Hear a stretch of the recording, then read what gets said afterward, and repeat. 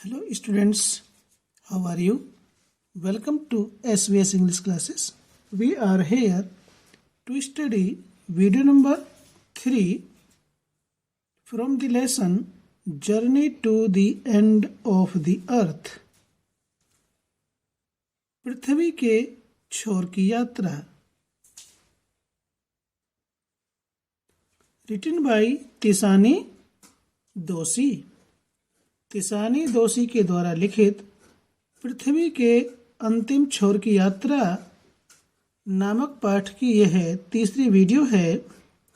और इस वीडियो को शुरू करने से पहले थोड़ा सा हम वीडियो नंबर 2 के एंड में चलेंगे तो अधिक अच्छा समझ में आएगा, क्योंकि एक कंटिन्यूटी बनी रहेगी. तिसानी दोषी कहती हैं कि दक्षिणी गोलार्ध के ग्रीष्म ऋतु प्रकाश का विचित्र रूप से असंगत रूप से जो है 24 घंटे दिन बनाए रखता है और वहां पर सर्वत्र शांति व्याप्त है. बस कभी कभी हिमानी या बर्फ की परतों के खिसक जाने से वहां की खामोशी या शांति भंग हो जाती है. इसके अतिरिक्त वहां पर किसी प्रकार से कोई शोर शराबा नहीं है. बस कभी कभी हिमानी यानी कि हिमशैल हिमखंडों के खिसकने से या बर्फ की परत खिसकने से वहां की खामोशी भंग होती है. और ये सब चीजें मिलकर के अंटार्कटिका महाद्वीप को पवित्र बनाती हैं.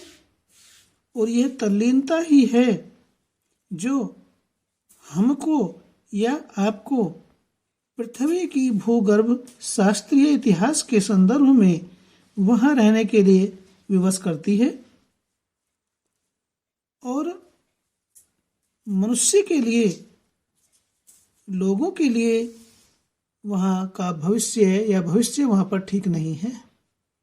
लोगों के लिए पूर्वानुमान या लोगों के लिए वहां पर भविष्यवाणी ठीक नहीं है.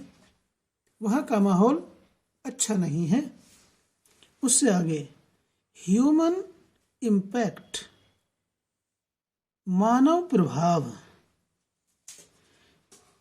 Human civilizations have been around for a paltry 12,000 years, barely a few seconds on the geological clock. Himani Doshi कहती हैं कि ह्यूमन सिविलाइजेशंस, मानव सभ्यताएं हैव बीन हुई हैं अराउंड लगभग फॉर ए पाल्ट्री कुछ समय से 12,000 ईयर्स. तिसानी दोषी कहती हैं कि मानव सभ्यताएं कुछ समय से या कुछ समय पहले लगभग 12,000 साल से आई हैं, या मानव सभ्यताएं लगभग 12,000 वर्षों से ही विकसित हुई हैं. Barely a few seconds on the geological clock. और ये 12,000 वर्ष का समय भूगर्भ शास्त्र की घड़ी पर, जो भूगर्भ शास्त्र है, भूवैज्ञानिक है, भूविज्ञान है, तो भूवैज्ञानिक घड़ी पर यह समय 12,000 साल का समय कुछ ही पलों के बराबर प्रतीत होता है. In that short amount of time, we have managed to create quite a ruckus, etching our dominance over nature with our villages, towns, cities, mega cities. आगे ऑथर कहती हैं in that short amount of time, इस अल्प समय में, इस लघु समय में, इस संक्षिप्त समय में. इन दैट इस शॉर्ट मीन्स लघु या छोटे या अल्प अमाउंट ऑफ टाइम समय में, कि इस संक्षिप्त समय में, इस लघु समय में या थोड़े से समय में वी हैव मैनेज्ड, हमने व्यवस्था कर ली है, टू क्रिएट, मचाने की, निर्माण करने की, क्वाइट अ रकस, रकस कहते हैं हलचल या उथल पुथल, डिस्टरबेंस। इस अल्प समय में हमने हलचल मचाने की व्यवस्था कर ली है, या इस अल्प समय में हमने काफी उथल पुथल मचा दी है। एचिंग अवर डोमिनेंस, एचिंग मीन्स निर्धारित करना, अवर डोमिनेंस अपना प्रभुत्व या प्रबलता, ओवर नेचर प्रकृति के ऊपर, विद अवर अपने, विलेजेज गांव, टाउन्स उपनगर, सिटीज नगर, मेगा सिटीज महानगरों, और अपने गांव, उपनगर, शहरों या नगरों और महानगरों से हमने प्रकृति पर अपनी प्रबलता, अपना प्रभुत्व निर्धारित कर दिया है। The rapid increase of human populations has left us battling with other species for limited resources, and the unmitigated burning of fossil fuels has now created a blanket of carbon dioxide around the world, which is slowly but surely increasing the average global temperature.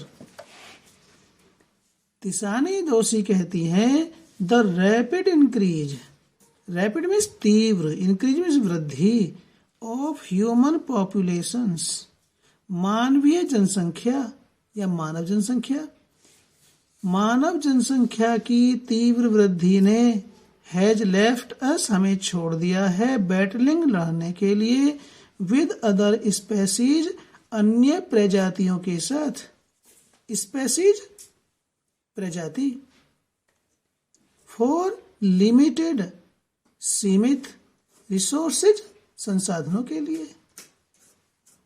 मानव जनसंख्या की तीव्र वृद्धि ने हमें सीमित संसाधनों के लिए दूसरी प्रजातियों से लड़ने के लिए छोड़ दिया है।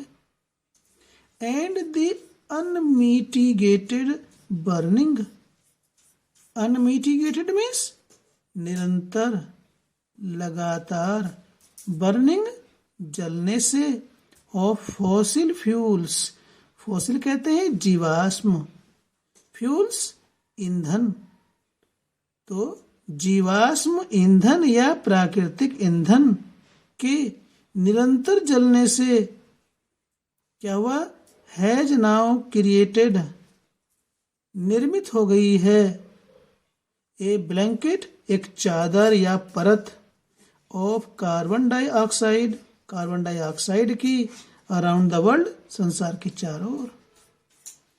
प्राकृतिक ईंधन, जीवाश्म ईंधनों के निरंतर जलने से संसार के चारों ओर कार्बन डाइऑक्साइड की एक परत का निर्माण हो गया है, which is slowly but surely, जो स्लोली धीरे धीरे, बट श्योरली परंतु निश्चित रूप से, इंक्रीजिंग बढ़ा रही है, the average global temperature, average means औसतन, ग्लोबल वैश्विक या विश्व का, टेम्परेचर तापमान, और ये कार्बन डाइऑक्साइड की परत धीरे धीरे मगर निश्चित रूप से विश्व का औसत तापमान बढ़ा रही है या औसत तापमान में वृद्धि कर रही है। Climate change is one of the most hotly contested environmental, debates of our time. Tishani Doshi कहती हैं क्लाइमेट चेंज, जलवायु परिवर्तन इज है one of the most hotly contested, सर्वाधिक जोरदार चुनौतीपूर्ण एनवायरमेंटल पर्यावरणीय डिबेट्स चर्चा वाद विवाद ऑफ अवर टाइम हमारे समय की। जलवायु परिवर्तन हमारे समय की सर्वाधिक जोरदार चुनौतीपूर्ण पर्यावरणीय वाद विवाद प्रतियोगिताओं में से एक है। यानी कि जितनी भी सर्वाधिक चुनौतीपूर्ण चर्चा के विषय हैं उनमें क्या है, वो जलवायु परिवर्तन का विषय है। जितने भी सर्वाधिक चुनौतीपूर्ण पर्यावरणीय चर्चा के विषय हैं हमारे समय के, उनमें से एक जलवायु परिवर्तन है। Will the West Antarctic ice sheet melt entirely? Will the West Antarctic ice sheet, क्या पश्चिमी अंटार्कटिका की बर्फ की परत मेल्ट पिघल जाएगी एंटायरली पूर्ण रूप से? तिसानी दोषी कहती है कि क्या पश्चिम अंटार्कटिका बर्फ की परत पूर्ण रूप से पिघल जाएगी? Will the Gulf Stream ocean current be disrupted? क्या the Gulf Stream ocean, Gulf Stream महासागर की करंट मीन्स धारा, जलधारा, बी डिसरप्टेड अवरुद्ध हो जाएगी या रुक जाएगी? क्या गल्फ स्ट्रीम महासागर की जलधारा रुक जाएगी, बंद हो जाएगी? Will it be the end of the world as we know it? Will it be the end, क्या यह अंत होगा ऑफ द वर्ल्ड, संसार का? क्या दुनिया खत्म हो जाएगी एज वी नो इट, जैसा कि हम जानते हैं? तो फिर क्या संसार समाप्त हो जाएगा जैसा हम जानते हैं? मे बी हो भी सकता है, मे बी नॉट और नहीं भी हो सकता है। संसार खत्म हो भी सकता है और नहीं भी हो सकता है। आइदर वे, दोनों में से कुछ तो हो सकता है। Antarctica is a crucial element in this debate. हमारी इस चर्चा में, हमारे इस वाद विवाद प्रतियोगिता में अंटार्कटिका एक निर्णायक तत्व है। क्रूशियल, निर्णायक, डिसाइसिव, एलिमेंट तत्व है। Not just because it's the only place in the world which has never sustained a human population and therefore remains relatively pristine in this respect, but more importantly because it holds in its ice cores 500,000-year-old carbon records trapped in its layers of ice.